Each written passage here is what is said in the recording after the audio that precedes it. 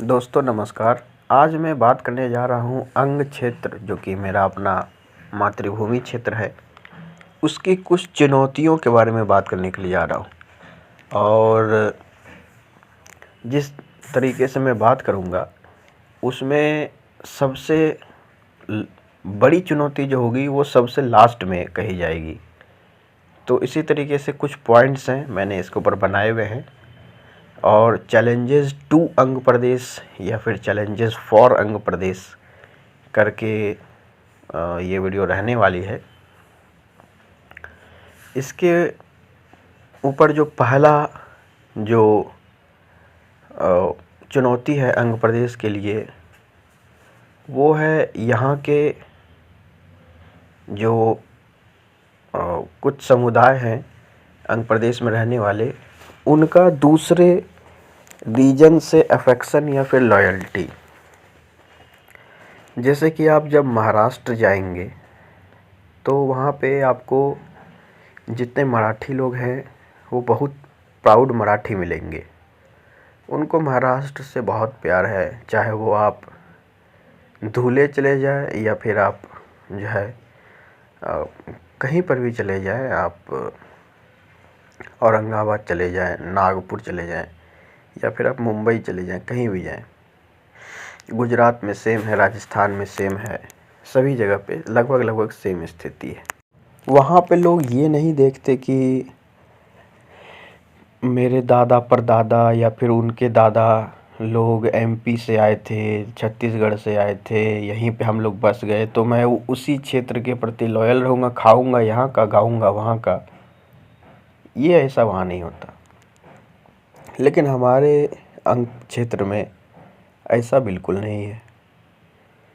कुछ समुदाय हैं जो कि बंगाल से आके बसे हैं, कुछ समुदाय हैं जो कि मिथिला से आके बसे हैं, और कुछ हैं जो कि भोजपुरी इन्फिल्ट्रेशन तो हो ही रहा है। ये खाते हैं अंग का, लेकिन गाते हैं अपने अपने क्षेत्रों का कि मैं तो मिथिला को सपोर्ट करूँगा, आमी बंगाली तुम्ही बंगाली भालो भालो। फिर उसके बाद फिर भोजपुर इन्फिल्ट्रेशन जो हो रहा है, तो हमनी के भोजपुरिया बानी जा, ऐसे करके इन लोगों में अपना यूनिटी बना लेते हैं। ये हमारे अंग क्षेत्र में नहीं चलेगा। अंग का खाते हो, अंग अगर तुमको रोजगार दे रहा है तो अंग के प्रति वफादार बन के रहना पड़ेगा। दूसरा जो बात है वो है बंगाल अफेक्शन। आपको मैं बता दूं कि अंग के कुछ नेटिव लोग हैं वो, या फिर माइग्रेटेड बंगालीज़ हैं, क्या हैं वो वही जाने, लेकिन ये लोग सेम मैथिलों के तरह अपने आप को बंगाल से बहुत जोड़ कर देखते हैं कि बंगाल से हमारा बहुत कल्चरल टाइज रहा है। बंगाली जो है वो अंग प्रदेश का हमेशा हित किया है, बंगाली ने ये किया, बंगाली ने वो बनाया, ये बनाया। देखिए बात ऐसी है ना, जिस समय बिहार, उड़ीसा, झारखंड ये सभी बंगाल प्रेसिडेंसी के पार्ट हुआ करते थे, तो बंगालियों को, अंग्रेज पढ़े लिखे बंगालियों को बहुत जगह जाकर बसाया करते थे, जो कि मुनीम या फिर कुछ बड़े बड़े पद पर थे, जो कि वहाँ पे वो काम करते थे। तो उसी में बंगाली का जो है स्कैटरिंग हुआ। कितने बंगाली आपको भागलपुर और अन्य क्षेत्र में मिलेंगे, कितने बंगाली यहाँ तक कि यूपी में भी आपको मिल जाएंगे, कितने बंगाली गुजरात उड़ीसा तक में फैले हुए हैं। लेकिन इसका मतलब ये नहीं है कि अंग को भी किसी तरीके से बंगाल का एक सब डिवीज़न या पार्ट बना के जोड़ा जाए। अंग से बंगाल है, बंगाल से अंग नहीं है। वंग के पहले अंग बना है, इस बात को याद रखना है। तो जो नेटिव अंगिकन्स भी हैं, जो कि अपने आप को बंगाल से बहुत ज़्यादा जोड़ कर देखते हैं, ये बंद होना चाहिए। अंग इज ओनली अंग, we have to remain indigenous in nature. किसी भी कल्चरल इन्फ्लुएंस से हम लोगों को इन्फ्लुएंस नहीं होना है। हमारा एक अपना जो इंडिजीनियस अंग कल्चर है, हमें उसी को बरकरार रखना है। तीसरा है अंग की भोली वाली जनता। यहाँ कटिहार, भागलपुर और खगड़िया, बांका के जो लोग हैं वो बहुत भोले हैं। इतने भोले हैं कि ये कभी आवाज़ नहीं उठाते, कौन आ रहा है कौन जा रहा है। यहाँ तक कि मैं आपको बता दूं कि हमारा भागलपुर का जो पूर्वी क्षेत्र है, कहलगांव, पीरपैंती वगैरह का जो क्षेत्र है, जहाँ पे बहुत ज़्यादा भोजपुरी बोलने वाले लोग रहते हैं, इसके ऊपर मैं एक अलग से वीडियो बनाऊंगा। हालांकि इसके ऊपर अब लोग बात करते हैं, पहले नहीं करते थे। जागरूक जब से हुए तब से बात करते हैं। तो यहाँ के लोगों ने हमेशा सबको एक्सेप्ट कर लिया। कोई कहीं से भी आ रहा है, बंगाल से आ रहा है, भोजपुर से आ रहा है, मिथिला से आ रहा है, चाहे वो झारखंड से आ रहा है, कहीं से आ रहा है, वह उसको सब ने एक्सेप्ट कर लिया, उनके साथ मिलजुल कर रहे। लेकिन उन लोगों ने अंदर दिल से कभी अंगवासियों को एक्सेप्ट नहीं किया। यहाँ पर कमाया, खाया, रोज़गार बनाया, अपने अपलिफ्टमेंट का काम किया, लेकिन अंग को कुछ नहीं दिया इन्होंने। चौथा बात है, यहाँ पे आपको मैं बता दूं कि मैं 5 पॉइंट गिनने वाला हूँ इसमें, 5 या 6 पॉइंट। जो चौथा पॉइंट है वो है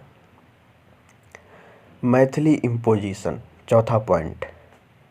तो आप ये सोच लीजिए कि जब मैं 5-6 पॉइंट बोल रहा हूँ और चौथे नंबर पे मैथिली इम्पोजिशन को रख रहा हूँ, तो इसका मतलब यहाँ पे आप सेम इस तरीके से देख सकते हैं कि इससे भी कई बड़ी चुनौतियाँ हैं आंध्र प्रदेश में अभी, मैथिली इम्पोजिशन से भी ज़्यादा। तो मैथिली इम्पोजिशन ही नहीं, मैथिली के साथ साथ Maithili Hindi Bhojpuri imposition, Maithili Hindi and Bhojpuri imposition on Anga region of Bihar and Jharkhand. आप ये देख लें कि जो हमारा अंग क्षेत्र है, इसमें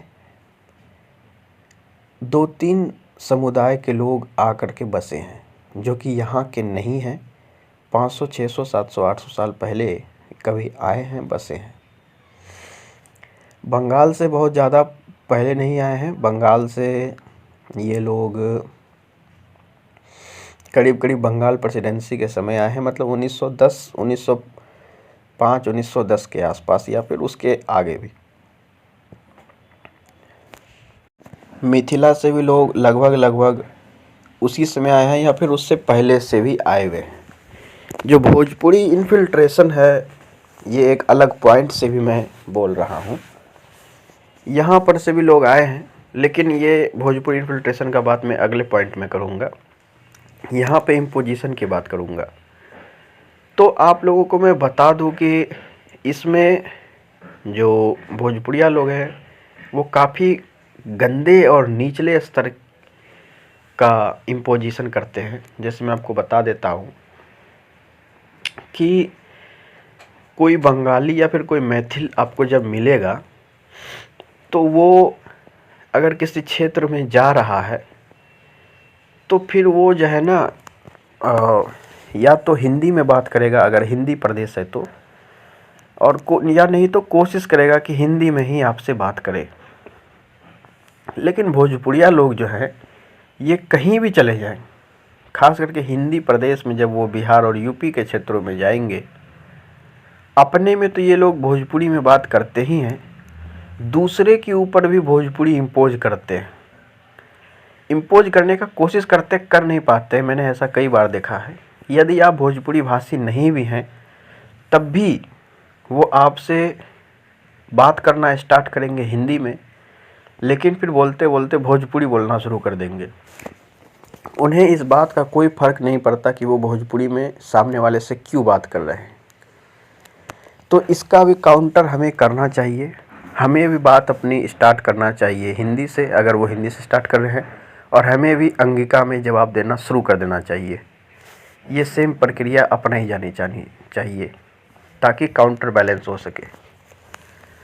जो 5वां पॉइंट है और इस मैथिली इम्पोजिशन से बड़ा पॉइंट है, मैथिली हिंदी एंड भोजपुरी इम्पोजिशन से, वो है भोजपुरी इन्फिल्ट्रेशन इन अंग रीजन।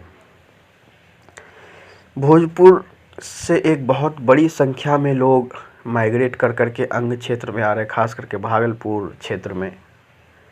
यहाँ पे जो भोजपुरी इन्फिल्ट्रेशन है, इसको किसी भी कीमत पे अब बर्दाश्त नहीं करेगा अंग क्षेत्र। इसलिए क्योंकि यहाँ पे बहुत बड़ी संख्या में ऑलरेडी बंगाली और मैथिल माइग्रेंट्स को अंग क्षेत्र झेल रहा है, और कुछ गद्दार भी हैं ऐसे जो कि बंगाल और मिथिला से काफ़ी अफेक्शन रखते हैं। इन दोनों को झेलते हुए अब अंग इन भोजपुरी इन्फिल्ट्रेटर्स को भी नहीं झेलेगा। एक बड़ी संख्या में यहाँ पे आना, यहाँ से अपने अपलिफ्टमेंट का काम करना और यहाँ पे जीरो डेवलपमेंट का काम करना, ये किसी भी क्षेत्र या फिर वहाँ के क्षेत्र के लोगों को बर्दाश्त नहीं है। जो छठा पॉइंट है वो है सबसे बड़ा पॉइंट, और सबसे वर्तमान का जो बड़ा पॉइंट है वो डेवलपमेंट ऑफ अंग रीजन। सबसे बड़ी बात तो यहाँ पे ये है कि अंग क्षेत्र का विकास उस तरीके से हो ही नहीं पा रहा है जिस तरीके से अनदर रीजन का विकास हो रहा है।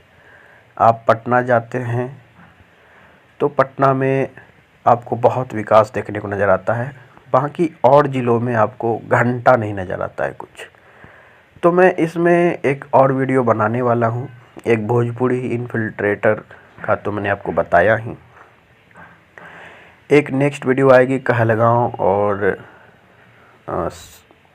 पार्ट्स ऑफ भागलपुर या अंग रीजन में भोजपुरी माइग्रेंट्स कैसे आकर के बस गए, कैसे पूरा का पूरा गांव एक भोजपुरी भाषी बोलता है हार्ट ऑफ अंग में।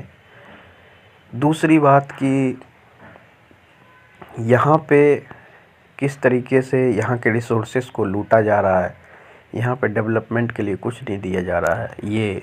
और डेवलपमेंट सेंट्रलाइजेशन ऑफ पटना, इसको भी मैं कवर करने वाला हूँ, क्योंकि विकास यदि आप पूरे बिहार में घूमते हैं तो एक डेवलप्ड इमेज को जो बनाता है वो केवल आपको पटना में देखने को मिलेगा। ट्रैफिक लाइट, चौड़ी चौड़ी सड़कें, पूरा एक गुड इंफ्रास्ट्रक्चर जो एक पटना प्रॉपर सिटी का है वो आपको केवल पटना में मिलेगा। गया, भागलपुर, मुजफ्फरपुर, दरभंगा, इन सब क्षेत्रों में कुछ नहीं है।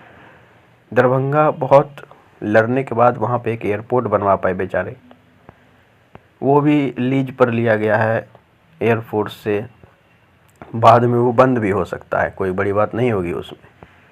लेकिन डेवलपमेंट ऑफ अंग रीजन होना चाहिए, कम से कम उतना तो ज़रूर जितना कि आपको अंग क्षेत्र से बिहार सरकार और केंद्र सरकार टैक्स ले रही है, उतना तो कम से कम देना ही चाहिए। हम दूसरे क्षेत्रों के अधिकार को नहीं मानते, लेकिन जितना हम दे रहे हैं कम से कम उतना तो हमें रिटर्न मिलना ही चाहिए। और मुझे लगता है यदि उतना ही केंद्र सरकार और बिहार सरकार ईमानदारी के साथ रिटर्न करती है तो उससे काफ़ी आगे निकल जाएगा अंग क्षेत्र। क्योंकि हम लोग भोले भाले लोग हैं, हम लोग सच्चे लोग हैं, ईमानदार लोग हैं। हम लोग कभी दूसरे क्षेत्र पर जाकर अतिक्रमण नहीं करते, दूसरे भाषा के लोगों को ऊपर अपना भाषा थोपते नहीं हैं।